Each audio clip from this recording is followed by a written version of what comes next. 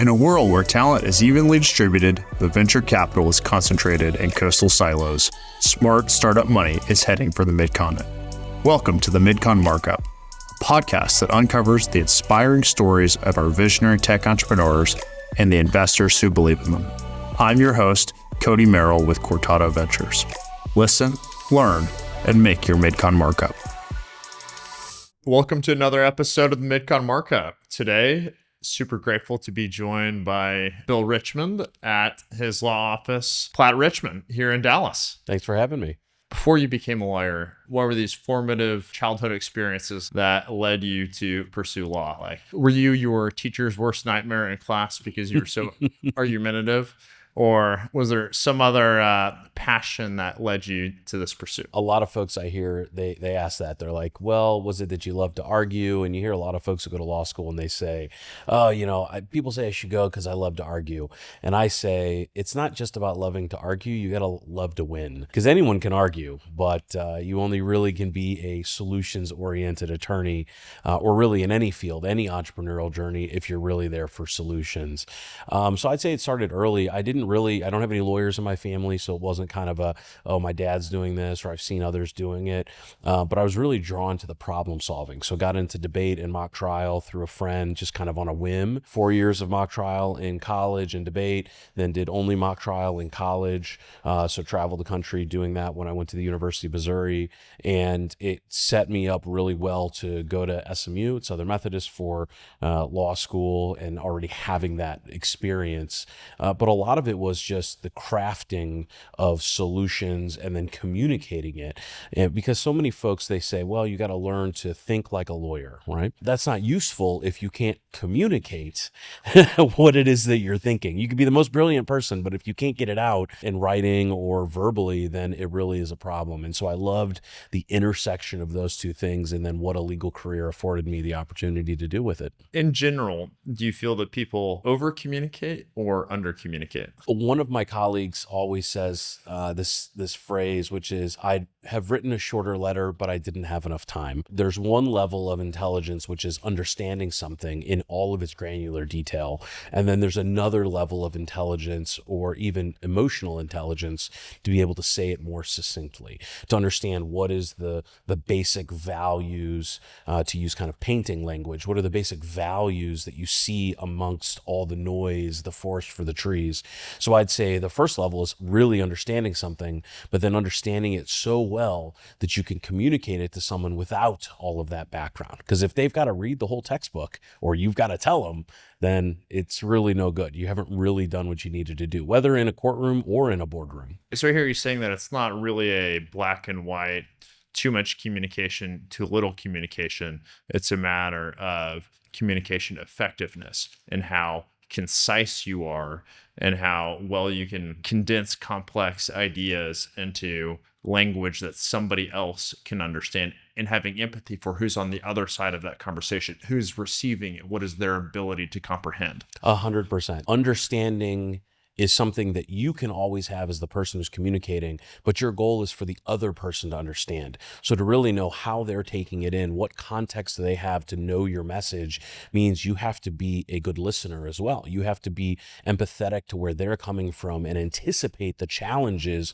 between your message as you understand it between your ears and how they'll receive it between their ears. And I think it really bridges all entrepreneurial concepts and even gets into the intersection of how VCs and founders interact with each other, because one side, the founder side, is often hyper technical, really down in the weeds, and the VCs are looking not at just at that part, but they're also understanding, okay, but what is the market going to do, right? The market's not going to dive into all the patents. The customers aren't going to want to know how every little line of code works. They want to know, is it delivering a solution for me, or do I think it might deliver a solution for me? And they don't have 10 paragraphs to figure that out. In any professional context, the ability to communicate clearly and concisely and empathetically pays. It does. It really does. Why is more of our educational system not focused on, this is how you send an empathetic email? That's like easy to skim. This is how you hyperlink something. So if somebody wants more information, they can neatly go in and do that. Why is it this amorphous skill that you just kind of have to figure it out as you go? as a father of young children, I have a 6-year-old son and a 2-year-old daughter. I'm frequently faced with how do I explain to them why yelling for something is much less effective than asking very sweetly for the exact same thing, right? But it's really a good analogy for how we are in the world, right? You can pound the table, you can yell at someone, and maybe they'll do it, but usually that empathetic, that understanding, the nuance of communication is really critical. My theory, completely not based in fact, but just anecdotally, is that we had a level of respect in our communications historically, these niceties, these professional communication ways that kind of went out the door as we became a little bit more tolerant of different things in the world, which I think is a good thing. But we forgot to upgrade our educational system to make up for the fact that we're not learning those niceties and communication skills every day. We're not learning them in a house of faith or in organizations, or maybe even not from our parents, right? So the basic education was like, well, no, we'll just give you the building blocks, right? That technical knowledge, but forgetting that the technical knowledge needs to come in a package. Even the most complex device has to come in a package. If we remember back to the iMac, right? And Steve Jobs, he just took a computer, gussied it up, and all of a sudden dominated by making a technical product available. We've really forgotten that that's critical. And I've actually, to credit for a number of districts, have seen that becoming more and more important as they realize that communication is the bridge that brings people together. Something else that I've noticed about you is that you're an exceptional networker, and it's very genuine. Where does that skill come from? How do you lean into it? And how do you stay so genuine, even whenever, like, in your head, you know, there is something that I want from this person. Sure, Actually, would like if they would use my law firm. I take it from a genuine curiosity and a belief that everyone's story has something unique that I can learn. Maybe it's an experience they've had. Maybe it's something that they've been involved with. Maybe they know their industry better. And I'm a big believer that the more that I can consume of this knowledge, the more better I'll be at everything that I do in my relationships, in my business. So every conversation I'm going into is with a genuine interest in understanding, what is this person's story? What are they doing? Sure, there's a transactional value that can happen in some of these relationships, but oftentimes it's just getting the experience of someone else's experience without having to go through it myself, right? Learning those lessons from other people. And oftentimes they want to share it. I tell the folks in my firm and even at my healthcare business, when you're meeting people, be interested first. Be interested in what this person you're talking to is. You can always be interesting. Maybe you have something that's interesting, right? But put the person first, and you're delivering a solution which is a listening ear, someone who's genuinely interested in what they're doing. And the nuggets of connection that have come out of that have been not only personally beneficial, but beneficial for those in my network. I see myself as an ambassador to help everyone within my network, and I can only do that if I'm genuinely connecting with as many people as I can in the limited time I have on this planet. You were just innately curious, that you were the kid in school always asking why. Maybe some people out there don't have that same intuition. Sure. But do you think that it's a skill that once you lean into it, then it gets easier to be curious and to know how to ask questions and to talk about things, or to open up conversations to allow the other person to reveal the most interesting tidbits? Everyone falls on a different spectrum. I'm energized by meeting new people. My wife, for example, not energized. She knows her people. She loves those people, but she's not as interested in meeting other people. I have partners who are just as successful, but they are not interested in meeting as many people. And it's okay, because whether you want to meet 100 people in a month or you want to meet 10 people, it's about your own bandwidth for curiosity. And maybe you want to go 10 miles deep with 10 people, and I'm only going a mile deep with 100 people. That's okay, right? Everyone's got to ride their own wave on how they connect with people, but it's also a matter of putting yourself in a position where commonalities will come up immediately, right? Going to events in your industry, going to places where you're going to run into other people. Recently, I was out of the country for a couple of weeks and put myself in places where I would run into, by happenstance, people at bars or at certain events that I would just happened to probably chance was going to be they would have something interesting that I could learn from them, which it kind of sounds a little transactional, but it really is a human to human curiosity. My advice for folks who are not innately like, put me in a room, I'll meet anyone, is put yourself in a smaller room, right? Go to a more intimate event, go to dinner with 3 or 4 people instead of 30 or 40 people at a networking event. Because really the best networking you can do is the networking you will do. Find the place where you shine and then do more of it, because I guarantee you there's someone else just like you who's going, I don't want to go to another 50 person, 100 person event. And they're looking for another person who just wants to get that quiet corner, have a bourbon tasting or grab breakfast and meet more one-on-one. They're out there as well. They're just not as flamboyant. As a lawyer, the conventional path is you finish law school, you get hired by a big firm. Why did you make the decision to strike out on your own, form a partnership, have your own firm? There's a lot of career risk. There's a lot of additional effort that you have to put in, and work doesn't stop whenever the workday stops. Why did you choose this path? And how might others replicate your success? So just as a quick overview, I was recruited by a big international firm right out of law school, went and did commercial litigation for them for a couple of years,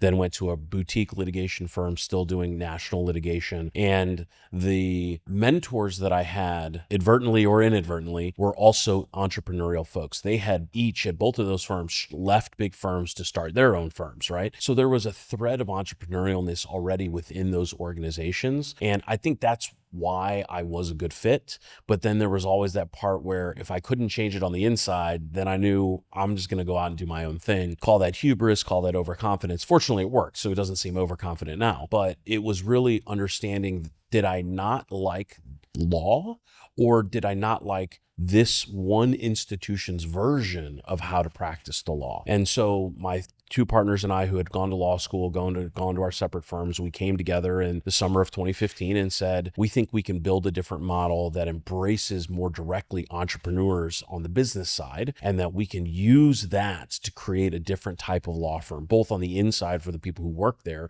as well as the clients who come in. So that included, things that eventually took fruit, such as buying our own building, creating our own practice areas, seeking out clients that were entrepreneurial, setting a target market for those kinds of clients, a client profile of people who are decision makers, who are politically incorrect, which is literally a statement in our target market description, so that when we're coming to work, it's not work, because we're doing the things that we want to do with the kind of people that we want to do it with.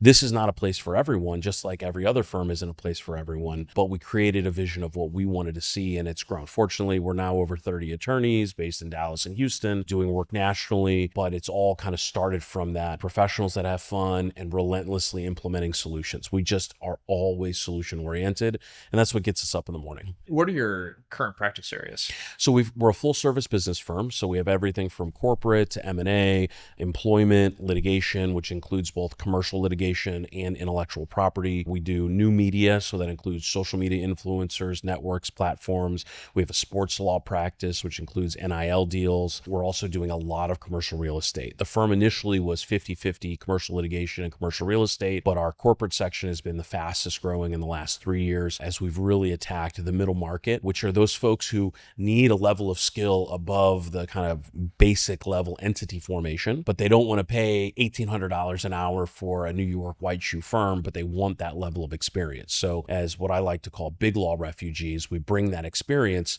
but at a much more accessible price point, which allows us to really dominate that middle market of kind of $5 to $250 million deals. Why does your business model, owning your own building, having your own firm, how does that enable you to undercut the pricing of white shoe law firms? So part of the reason we do this is we've built a more egalitarian system that's based on current deliverable solutions. So we're not banking dollars to pay partners in retirement, which is a choice we made. We said, said, we're all going to be independent. We're going to grow our own stuff, but we're going to work together to make that happen and deliver those solutions. So little things like not having a downtown 50th floor office, much less 5 floors, makes a big difference, as well as looking for new solutions. So for example, we have custom built solutions inside that we've created ourselves, including AI-based discovery tools. We have different processes we've created. If I was on the other side, if I was the client here, would I want this to be in place? And that has really served us well to be able to be more efficient as well as more solution oriented. I'm just as likely to tell a client to talk them out of $500,000 in fee litigation if it doesn't serve their business needs. Whereas some lawyers will just go, okay, you need me to sue someone, I'm going to go ahead and do it, without taking the bigger picture into consideration. I joke that lawyers are tools, both in the insulting sense, but also in the let's know our role, right? We're not the business. We're here to help the business. So if we have to always evaluate, is this transaction we're going to work on being handled in a way that will support the business goals? Well, you can only know that if you really engage deeply, connect deeply, as we were talking about earlier, with the customer. What is their 1, 3, 5-year plan? Is this going to create a problem down the road? And you can't anticipate everything, but that type of deep relationship is how we've been able to keep customers for many, many, many years, and they trust us with everything, which is how we grew from just real estate and litigation to being full service. It sounds like you're an entrepreneur at heart. You happen to also have a law degree, but what your clients really appreciate is that you're so genuine in your curiosity about their business, in your desire to see them be successful as an entrepreneur, that they just immediately trust that you're going to charge them a fair price. You're not going to do any additional work that they don't need, and that you want to see them win and you want to celebrate on that winner's podium with them. Yes, 100%. I like to say I'm never going to own a yacht running this law firm or working in the law, but I can help some clients and hopefully they'll get a yacht and invite me on it, right? That is what it is, right? I mean, it's a privilege to be able to work with folks who are just so ingrained in delivering solutions in their industry, in their sector, in their particular business. And we love playing that supporting role and being a good partner to help them navigate what's an increasingly complex and expensive world of legal compliance and legal issues. Compare and contrast problem solving in entrepreneurial contexts. Since I have my separate healthcare company, Care Guide, I often have to switch hats, right? When I'm CEO hat, I'm thinking, okay, how am I going to solve this? And then I actually have separate counsel to make sure that I'm not being too CEO hat in that realm. Whereas when I'm in the law firm, I've got my law hat on. And the biggest difference is you're much more risk sensitive as the lawyer, because you never want the client to come back and go, wow, that was such an obvious risk. Why didn't we even think about that at all, right? Because that's what people look at lawyers for. They're saying, hey, why did we agree to that term? Or why did we settle for that? Or, why didn't we take that deposition or that kind of thing? And so you're oftentimes having to make sure that even the fringe potential problems are risen and that the client can make an informed decision. Whereas when I'm the CEO, maybe I'm going to think about those or maybe I'm not. I'm going to be a little bit more shoot from the hip because I don't have as much of those restrictions. So lawyers have ethical restrictions that regardless of what the client wants, we have to do certain things, disclose certain things, provide certain information, give a risk assessment. So those are more required. Whereas, in a privately owned business, I don't have anyone to report to other than, am I making things run or not? What is the profile of a client who would get far more benefit from working with your firm versus somebody who could justify the expense of a Kirkland Ellis? So I'd say the first thing is get the right tool for the right job. As an outside general counsel for healthcare companies, real estate companies, new media companies, there are times when I'm hiring big firms because they have a specialized knowledge or experience that just can't really exist outside of a big organization. So for example, we use a local firm here to do a lot of ERISA work because they have a whole section of people that have only done ERISA. So when we have specialized issues, we'll hire them to do that particular issue. We had a $300 million multifamily transaction where we were acquiring 6 different apartment complexes. And since it was from a REIT, there was a REIT tax issue. Well, there really isn't a good firm, at least at that time, 8 years ago, a good firm in Texas that did REIT tax work. So we hired a big firm out of Chicago. They did that little piece and that's it. And we quarterbacked it. But it's that kind of solution, right? You didn't need the big firm for all the rest of it. They're going to do the same documents at the same skill level, but at 3 times the price. But for this one area, it was worth it because of the savings and the compliance and making sure that the right people looked at it. So that's a way for us to really make sure that we're implementing things in exactly the way that makes sense for the client. And sometimes that means getting a big firm. Sometimes that means going to a solo. We might go to a former big law person who's out on their own and go, hey, we could do this, but it's going to be 50% more if you have us do it versus having this person by themselves do it. And I'll tell you, clients, I'm shocked how many times they go, are you sending me to another lawyer? I'm not going to pay you. And I'm like, yeah, no, I know. I want you to get the right person for this. And that may mean I don't hear from you from another year, but in a year from now, when you do need what I do, you'll trust me because I didn't snow you now. I'm not going to snow you in the future. Can you share more about this healthcare business? So I've finished my managing partner term. I'm founding partner. Okay. So I still serve as the head of business development. I teach business development to all the attorneys in the firm, coordinate those efforts. And then my work at Care Guide, we are a tech-enabled company that does advocacy, which is kind of a big, broad term, but essentially boils down to we help health plans and self-insured companies save on their hospital bills. So we have a proprietary database of all the financial assistance programs at the public hospitals, the nonprofit hospitals. We have 19,000 outpatient facilities that we've mapped for what their pricing is so that we can direct folks in a health plan to go to the more affordable option. Folks don't know this, but you might go to one MRI in a zip code and go to the other MRI in the same zip code, and there could be 1,000% pricing variation.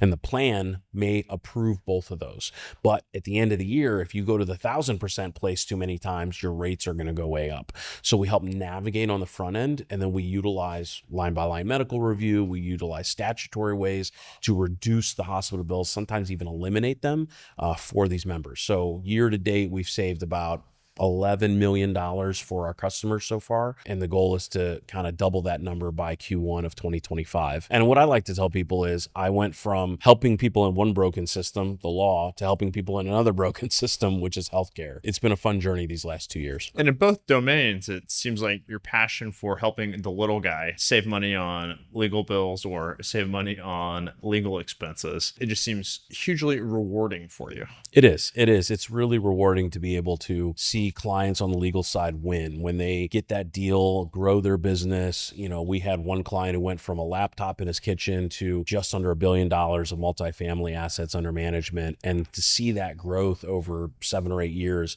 is just really incredible. And look, that's his team, his vision, but we played a small supporting role in making that happen. And then similarly in the healthcare space, we know everyone has been affected by overcharges, out of control hospital bills, surprise bills, rates going up. And so whether it's business owners or their employees, we're able to help manage those expenses better in a way that we hope will change the face of healthcare. If we really do what we're doing in 5 years from now, I'm going to have to go sell Mary Kay or something because we will have changed the way the healthcare spending occurs. As a consumer of legal services, entrepreneurs or emerging manager, venture capitalists, we have lots of different options, and it can be tempting to just say, oh, well, this big firm, they have everybody in-house. They can take care of all my problems and just kind of punt the search and not worry about it. What advice would you have for an entrepreneur who's maybe pre-seed, they're about to get that first term sheet, they need to hire a legal counsel, you're an emerging manager,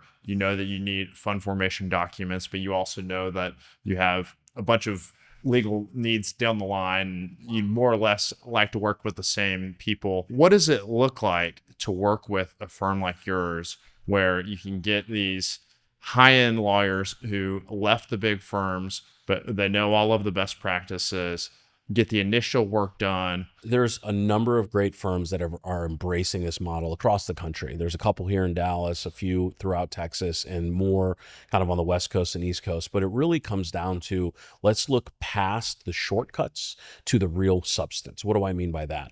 It's easy to look and go, oh, look, this person's a double Ivy Law grad. They've worked at all these big firms. But really what that is a shortcut to saying, do they have the right experience? Oh, they're charging $1,500 an hour. They must know what they're doing. Sometimes they don't.